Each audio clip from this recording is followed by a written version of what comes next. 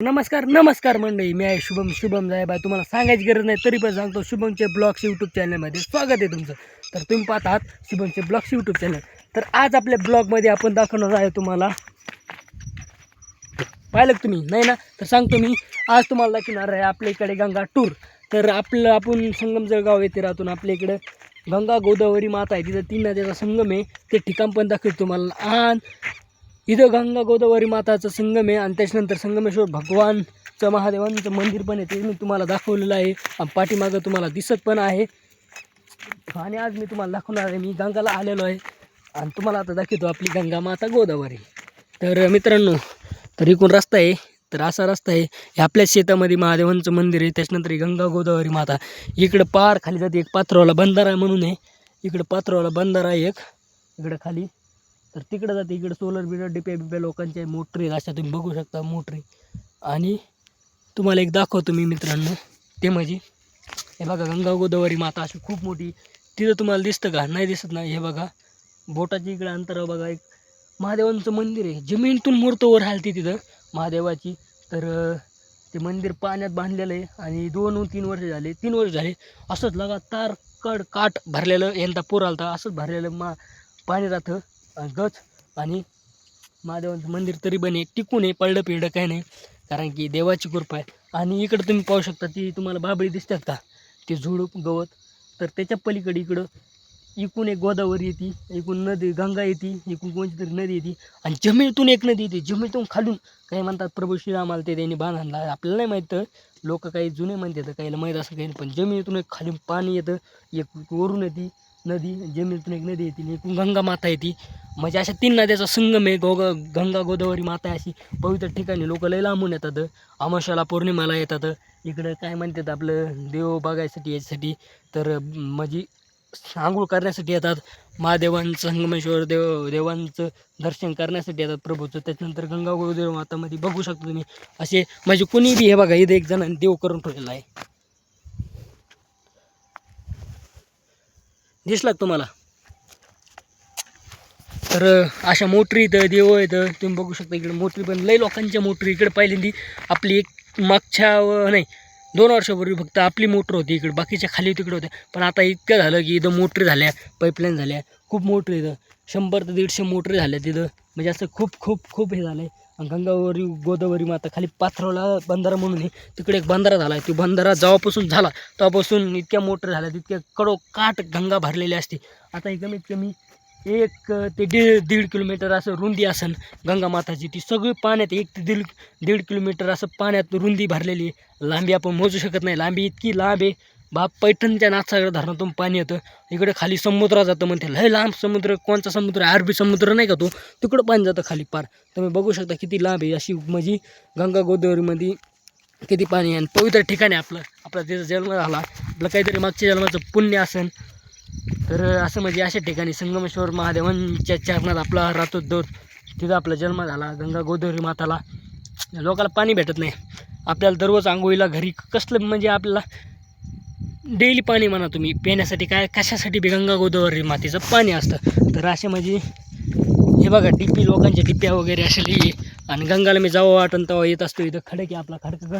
आणि इकडं पुढं बघायला चला तुम्हाला. आता इथं वडा झाड लावलं होतं पुराला, त्याच्यामुळं ते वडाचं का पिपळा झाड होतं, नाही वडाचं होतं, वडाचं झाड गेलं. हे आपलंच रान आहे.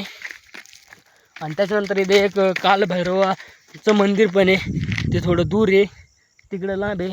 तर चला तुम्हाला जवळ जाऊन दाखवतो मी. म्हणजे आपल्या इकडं खूप देव आहेत. आता इकडं महादेवांचं म्हणजे पहिले इकडं कोण राहत नव्हतं, आमचं इकडं घर होतं. आता लय मोठे घर व्हायला लागले, घर झाले.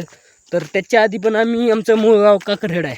आम्ही आलतो त्यावेळेस कुणीच नव्हतं. आम्ही महादेवाच्या अलीकडे झोपडी करून राहत होते माझे आजोबा, ते माझे वडील वारलेले. तर त्याच्यानंतर आम्ही ते थोडं लांब घर बांधलं, माझी झोपडी केली. त्याच्यानंतर आता घर बांधलेलं आहे आणि राहत होतं. पहिलं शमशान होतं. इथं एक महादेवांचं मंदिर आहे, गावात एक महादेवांचं मंदिर आहे. म्हणजे गावात पण बघू शकता महादेवांचे मंदिर फक्त कुठं असतात तुम्हाला माहिती आहे? शमशान ठिकाणी, जिथं कोणी राहत नाही, काही नाही, तिथं माणसं जायतात तिथं. म्हणजे असं शमशान जागेवर महादेवांचं मंदिर होतं. आता ते खूप हे झालं आहे. तर इथं आहे कालभैरव महाराजांचं मंदिर, तुम्ही पाहू शकता. कालभैरव महाराजांचं मंदिर आहे. आणि इकडं मोकळं पटांगण बघू शकता. तिकडं गंगा गोदावरी माता आहे.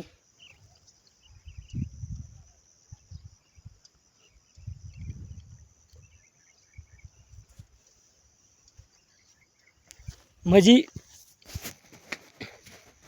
आपण आहे का म्हणजे जेव्हा येईन गंगाला येत असतो कालभैरव महाराजांचं दर्शन घेतो. कधी बी जेव्हा मनाला वाटून तेव्हा महादेवाच्या मंदिरावरती तुम्हाला माहिती डेली तर आपलं महादेवांच्या मंदिरावरती दर्शन घेणं असतं. तर मी सँडल घालतो, सँडल काढले कालभैरव महाराजांचं दर्शन घेतलं, व्हिडिओ केलं का शूट. तर आता मंडळी तुम्हाला आमच्या इकडे गंगा गोदावरी मातांचा आज टूर दिला मी. कशी गोदावरी माता 3 नद्या संगम झाला. 3 नद्या कोणच्या आहेत ते मला माहीत नाही. नेक्स्ट व्हिडिओमध्ये तुम्हाला नक्कीच सांगाल कोणच्या येतं काय येते. आणि आपण तुम्हाला माहिती आपण इथं खेटून गंगा गोदावरी मातांच्या खेटूनवर 2 दिवस झालं ऊस लावतो. 2 दिवस म्हणजे काल तो फिनिश झाला. काल सकाळी 10:30 वाजता आपण ते करून काम फिनिश करून आराम केला. मग गवत पण काढला. आता खूप हे होतं. महादेवांच्या मंदिरासमोर एकर आणि आपलं 1.5-2 एकर असेल तिथं ऊस लावायचा आहे. आता हे ऊस बघा आपण काल दाबिलेला इथं ऊस लावला आहे. हे तुम्हाला दिसत असेल ओलं ओलं दिसतंय का? सारं दिसतात हे का वल्या सगळ्या दिसतात. तर एक वाटणी ही मधली वाटणी आणि म्हणजे मंदिराला खेटून आणखीन एक तिकडं वर वाटणी म्हणजे अशा 3 वाटणीत आपण काल ऊस लावला. तर ते तुम्ही पाहिला इकडं महापूर आला तर त्यावेळेस हे सरकीला इतके हे होतं. तुम्ही बघू शकता आता सरकी कशी झोपली.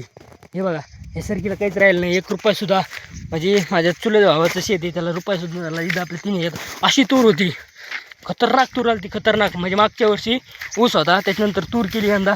तर ती तूर पण काय पूर आला काय नशिबाने साथ दिली नाही. ते पुरात वाहून गेली. वाहून गेल्याच्या नंतर मग आता यंदा आपण ठरवलं ऊस लावला. आणि पुढच्या वर्षी आपण लावणार इथं अद्रक लावणार होतं. घरच्याला म्हणणं यंदा द्या मी लावतो, घरच्यांनी दिलं नाही. पुढच्या वर्षी नक्की आपण काय करू अद्रक लावू स्वतः 1 वाटणी घेऊन बघू काय होतं काय नाही. तुमचा सपोर्ट प्रेम आशीर्वाद राहू दे. आज रविवार आहे तर आज काय आहे सर्वांना माहिती आज मिस्टर टाईमपास यूट्यूब चॅनल खोलणार आहे. उद्या नाहीत परवा तुम्हाला व्हिडिओ पाहिले. तर आता मी त्याच तयारीत आहे. ब्लॉग शूट मी म्हणजे आज रविवार आहे आज ब्लॉग शूट केला आहे. कारण की काल त्या तयारीत होतो चॅनलच्या. त्या चॅनलमध्ये खूप मोठा धमाका येणार आहे. प्रभू श्रीराम म्हणजे बजरंग बली हनुमान महाराजाची मूर्ती शेंदेवाची तुम्हाला तर माहिती सांगायची गरज नाही. आणि आज ते टीम मेंबर येणार आहेत. आता 9:30 वाजलेले तर 11 वाजता मी सर्वांना बोललेलं आहे.